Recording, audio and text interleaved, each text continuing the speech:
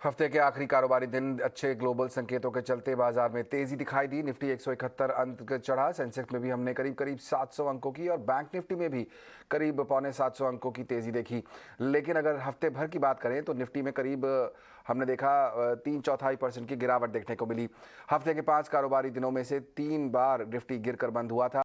आज दिन भर और हफ्ते भर बाजार में कैसी चाल रही और अगले हफ्ते के लिए क्या संकेत हैं, बता रही है मेरी सहयोगी प्रियंका उप्पल आनंद।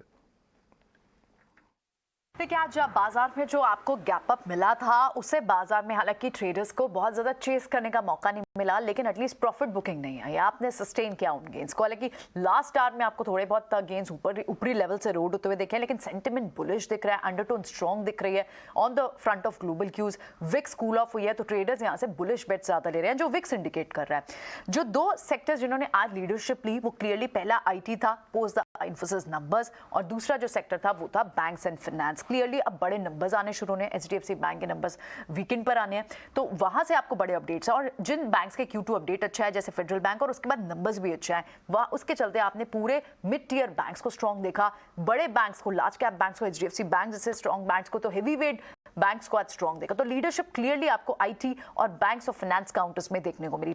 इस पूरे हफ्ते में हमने जो निफ्टी पर जो ट्रेड देखा, कुल मिलाकर वो लगभग वॉलेटाइल वीक रहा। आपने दोनों साइड के मूव्स देखे। इनफैक्ट आज रिकवरी देखी, 5 में से 3 सेशन तो निफ्टी ने नेगेटिव क्लोजिंग दी। लेकिन अब फिलहाल जो आप देख रहे हैं वो निफ्टी पूरे हफ्ते के अगर गेन्स को देखें तो लगभग 0.7% नीचे की तरफ देखा। और ये आप कमजोरी वाले सेक्टर्स भी देख रहे हैं कि सबसे ज्यादा जो वीक की कमजोरी देखने को मिली वो आपको रियलिटी, मेटल, एनर्जी, मीडिया, इन स्पेसेस में देखने को मिली। आईटी ने बहुत अच्छा टर्न अराउंड आज के दिन दिया। इनफैक्ट आईटी इंडेक्स ने एडवांस किया 3 हफ्ते में, 3 वीक्स इन अ रो। आप जो 3 हफ्ते से कंसिस्टेंटली देख रहे हैं, क्योंकि वहां सेलिंग हम पिछले 3 हफ्ते पहले ही देख रहे हैं कि वहां रुक गई थी, अब नंबर्स का इंतजार था। हालांकि टीसीएस के जब नंबर्स के साथ शुरुआत हुई तो वो बाजार ने रिएक्ट नहीं किया। इन्फोसिस ने बायबैक का प्रोग्राम अनाउंस किया, वो एक्साइट नहीं हुआ। लेकिन जब इन्फोसिस के नंबर आए तो वहां से आपने देखें कि ट्रेड्स रिवर्स हुए हैं, और आज के टॉप गेनर में आपका काउंटर इन्फोसिस शामिल है, आईटी पैक शामिल है।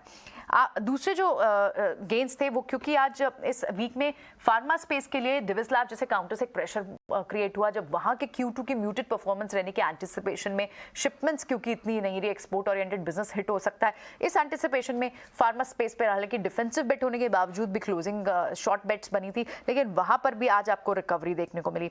इनफैक्ट इस पूरे हफ्ते में अगर सिर्फ आज गेन्स को नलिफाई करना हो तो उसके बाद आपने लगभग 1.5% की डिक्लाइन आपने फार्मा स्पेस पे देखी। और सबसे कमजोर सेक्टर जो इस स्पेस में दिखा, इस सेक्टर दिखा पूरे हफ्ते में, वो था रियल एस्टेट स्पेस, जहां पर लगभग आप 4% का गेन भी देख रहे हैं, नुकसान भी देख रहे हैं इंडेक्स पर। जो सबसे ज्यादा गिरने वाले इस हफ्ते में इन्होंने सबसे ज्यादा नेगेटिव रिटर्न दिया, उसमें आईटी काउंटर में Wipro, post the numbers sharp reaction था, 7.5% का नेगेटिव रिटर्न दिया। एसबीआई लाइफ ने 5% का नेगेटिव रिटर्न दिया। और साथ ही आपको एनर्जी पैक में आज फिर से शॉर्ट्स बनते हुए दिखे, वहां पर नेगेटिव रिटर्न आए। क्रूड से डायरेक्टली वॉलेटाइल रहते हैं और एशियन पेंट जैसे स्टॉक्स ने आपको लगभग 5% का नेगेटिव रिटर्न दिया। और ओएनजीसी ऑयल प्रोड्यूसर्स हैं, उन पर एक नेगेटिव रिटर्न देखने को मिला। वरुण बेवरेजेस बहुत ही फंड हाउसेस के रडार पे रहता है स्टॉक, पेप्सिको की गाइडेंस आई, उसके बाद भी आपने देखा कि यहाँ 10% का एक नेगेटिव रिटर्न हमने इस स्टॉक पर देखा। और कुछ स्टॉक्स जो बहुत अच्छी मूव दिखा चुके हैं वहां प्रॉफिट बुकिंग दिखी, जैसे कि इंडियन होटल्स या फिर एस्कॉट्स कुबोटा।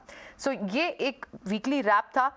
अब जो एक्सपर्ट्स बेट्स ले रहे हैं यहाँ से वो बुलिश बेट्स बात कर रहे हैं। 17,300 17,400 की तेजी आप सोमवार को बात की जा रही है, अगर ग्लोबल क्यूज भी सपोर्टिव रहते हैं तो।